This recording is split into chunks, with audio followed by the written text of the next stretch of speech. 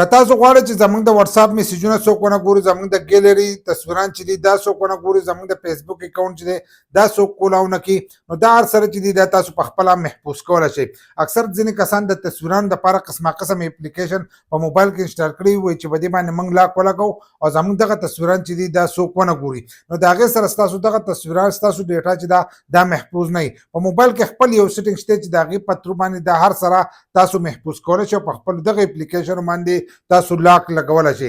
لکه تاسو په خپل موبایل باندې چې دی ایپس لاک لګولی شئ، که تاسو په هر یو اپلیکیشن لګوئ نو په هغې باندې لګولی شئ، که تاسو پې د ګوتې لاک لګوئ، که د مخ لاک پې لګوئ او که د انسو لاک پې لګوئ، هر قسمه لاک چې دی هغه تاسو په خپل اپلیکیشن باندې چې دی په دې باندې لګولی شئ. نو دا سیټینګ به ستاسو په موبایل کې هم موجود وي. که ستاسو سره نوی ماډل والا موبایل وي نو په هغې کې دا موجود دی. یو خو د یو کس سره ډېر زوړ ماډل وي، 4-5 کاله یا 6 کاله د هغې شوي او زوړ ماډل نو په هغې کې دا نشته، خو کوم چې نوی ماډل موبایل دی په ټولو کې ایپس لاک چې دی دا لازم موجود وي.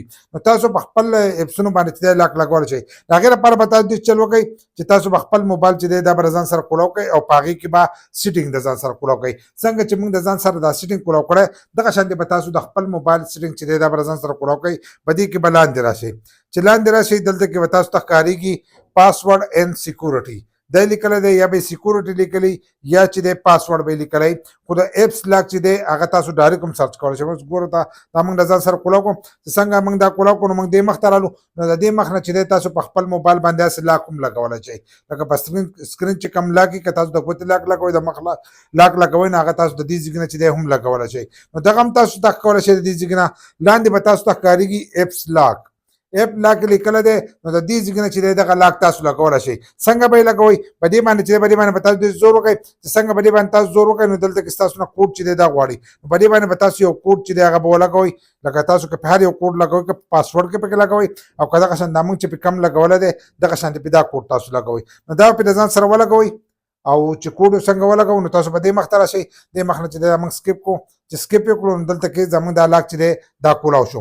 چې کولاو شو نو اوس چې موږ په کوم اپلیکیشن باندې لاک لګوو دا ټول اپلیکیشن چې دی دا ښکارېږي. چې په کم لګوو نو هغې ته دې خوا دا دغه دی اپشن دی.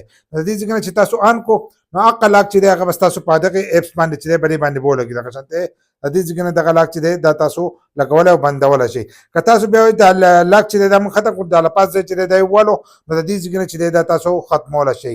انیبل ایپ لاک چې دی د دې ځای نه آن دی، د دې ځای نه دا تاسو اپ کولی هم شئ، بندولی هم شئ. او که تاسو د اپلیکیشن نه یې ختموئ نو د دې ځای نه دا به داسې ان دا چې اپ کړو نو ستاسو د هغې ایپس نه چې دی لاک به ختم شي. نو تاسو په خپل اپلیکیشن باندې چې دی دا لاک لګولی شئ. د دې سره به ستاسو مکمل ډیټا چې دی دا به محفوظ وي. په خپل فیسبوک هم ولګوئ، په خپل ګیلري هم ولګوئ، په خپل فایل منیجر باندې چې دی په دې باندې هم ولګوئ چې ستاسو تصویرانو او دغه ته چې دی ویډیوګانو ته څوک ور ونه رسي.